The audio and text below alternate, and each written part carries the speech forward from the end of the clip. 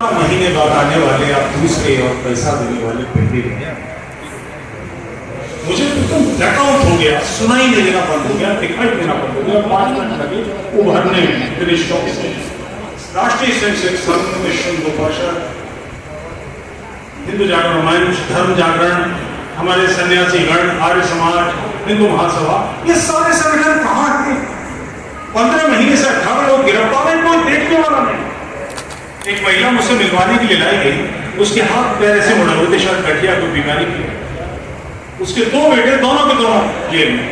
वो शौच जाने के बाद अपने आप को क्लीन नहीं कर सकती, हाथ नहीं काम करते, उठा कर लाया गया।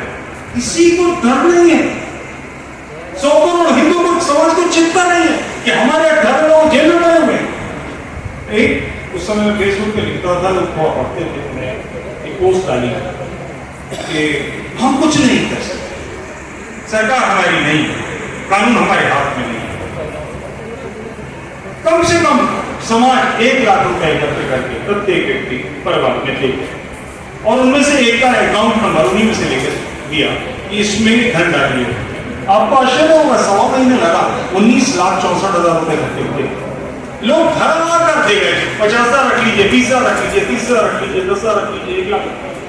एक काम जरूर किया कि प्रत्येक डोनर का नाम कितना पैसा आया, तो बैंक में आ रहा था, सबके नाम डाले जिससे ये प्रमाणिकता रहे कि जितना पैसा आया है ये ऐसा है समाज के सामने। कल को कोई ये ना कहते कि भाई इकट्ठे 30 लाख करे थे, 3 लाख दिए। जब ये घटना घटी तो मालूम पड़ा कि ऐसी तो 50 घटनाएं, तो एक संगठन फॉर्म किया न्याय, और उसका सीधा लक्ष्य कि धर्म के लिए खड़ उठी तो हम उसके घर में जाकर उसकी पत्नी के पैर छूके कि भगवती हमारे पास ये करा। कहीं भी कोई घटना घटे, किसी ने पौरुष व्यक्त किया धर्म के लिए, हम कहां हैं? हम में से किसी को डर नहीं होता कि हमारे लोग गिरफ्तार हैं। और तब से लगभग 1.25 करोड़ रुपया भारत भर में, एक नाम भी आप ऐसा नहीं बता सकते जिसके पास हम नहीं पहुंचे।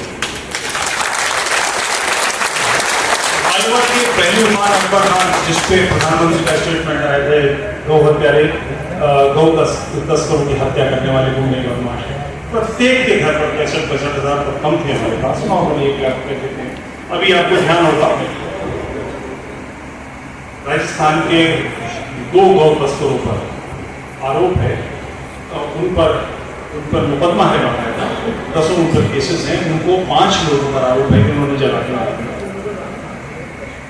उनमें से 3 ने हमें सूचना दी, तीनों की पत्नियों को 1 लाख रुपए दिया। मैं आपसे भी निवेदन करता हूं कि अपने लिए कुछ जिम्मेदारी दे। सनातन धर्म की जय यूं करके धुंध मचाने से नहीं होने वाली। अफगानिस्तान कैसे चला गया? 200 साल पहले अफगानिस्तान के बादशाह का महामंत्री टिप्पू कश्मीर का ब्राह्मण हमारे हाथ से कैसे चला गया? 47 में हम पाकिस्तान क्यों छोड़ा है? बांग्लादेश क्यों छोड़ा है? कश्मीर से 30% वर्ष में हम निकाल दिए, क्यों नहीं कर गए? ये धर्म की जय, अधर्म का नाश, प्राणियों में सद्भावना, विश्व का कल्याण, ये बिल्कुल ब्लूप्रिंट है धर्म की जय। और कैसे अधर्म के नाश के बिना कैसे हो जाएगी? उसके बाद प्राणियों में सद्भावना होगी, उसके बाद विश्व का कल्याण होगा। तो सबसे पहले समाज पौरुषवान बनेगा। जब तक पौरुष नहीं होगा, जूझेंगे नहीं, अपने सत्य के लिए जूझेंगे नहीं, ये काम नहीं बनने वाला है, इससे बात नहीं बनने वाली है। मैं एक छोटा सा एक महावीर का उदाहरण आपको देता हूं। एक श्रृंखला बनाएं, एक सूची बनाएं धर्म के लिए बलिदान होने वाले लोगों की, जो शुद्ध धर्म के लिए बलिदान हुए। निसंदेह केवल एक नाम सबसे ऊपर, पूज्य नाथराम गोडसे आएगा, किसी का नहीं, क्योंकि सबकी अपनी निजी, किसी की स्टेट थी, किसी की जनता थी, ये आदमी सिर्फ अपने व्यक्तिगत, सिर्फ धर्म के लिए व्यक्तिगत, इसका कुछ नहीं था। उसका पत्र जो उसने वसीयत की है वो पढ़ने वाला है, पत्र पढ़िएगा। जिसको राज्य फांसी देता है, जिसको राज्य दंडित करता है, उसके शरीर पर राज्य का अधिकार होता है, नहीं होता। ये कांग्रेस को कम वक्त नहीं किया है कि मेहनत किया, मेहनत की बॉडी बना, ये कभी नहीं किया। इन्होंने अपने छोटे भाई को गोपाल गोडसे को पत्र लिखा कि यदि तुम्हें मेरे अंतिम संस्कार का अधिकार मिले तो मेरी अस्थियां या उसका कुछ अंश सुरक्षित रहता है। तब तक जब तक सिंधु नदी पवित्र भगवत ध्वज के तले बहने न लगे, यानी ये सारा क्षेत्र जो हमसे छिन गया वापस हमारा न हो।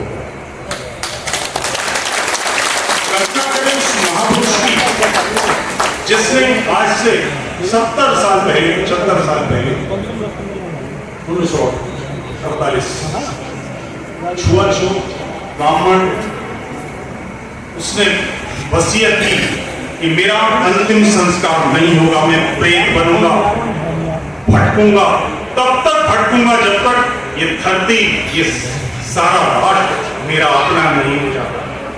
इस मानसिकता की आवश्यकता। मर जाएंगे, आज मर जाएंगे तो क्या अंतर पड़ेगा, 20 साल बाद मर जाएंगे तो क्या अंतर पड़ेगा। वो मृत्यु जिस समय अपनी नसों में, नाड़ियों में, सारी अस्पताल में हम पड़े हैं, नलियां लगी हुई हैं, बेड शोर हो रहे हैं, करा रहे हैं, घर के लोग सोच रहे हैं उनकी मुक्ति हो किस तरह से। आयु 70 साल की नहीं सही, 50 साल की सही, 40 साल की सही, मगर धर्म के लिए पौरुष प्रकट करना यानी प्राण देना और प्राण देना ये अनिवार्य कार्य है।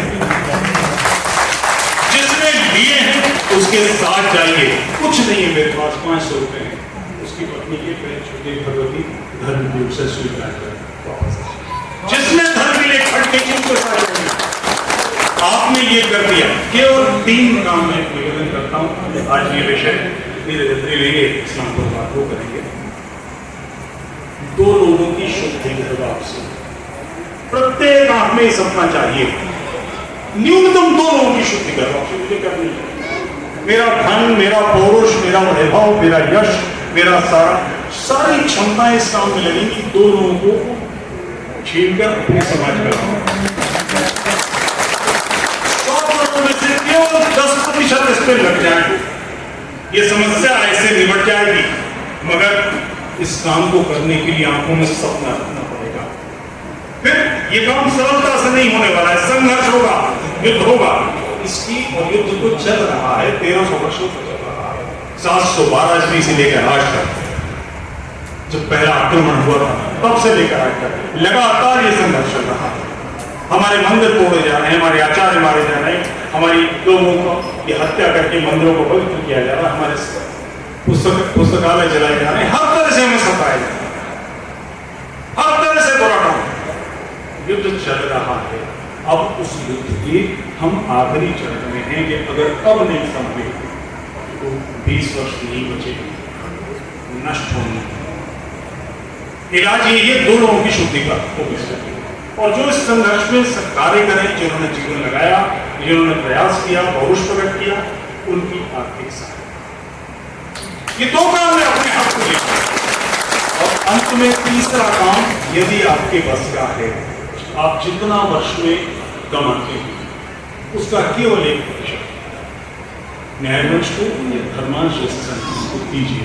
जो लगातार इसी काम में रहते हैं, जो भी आप में से कोई डोनर हो, वो कृपया आए, हिसाब देके, बैलेंस शीट देके, पासबुक देके, चेक करके, सब कुछ प्रमाणिकता से आप देख सकते हैं। मेरी हालत बदल जाएगी तय, मेरी हालत बदल जाएगी तय, अगर आंखों में सपना जाग जाए। जय हिंद।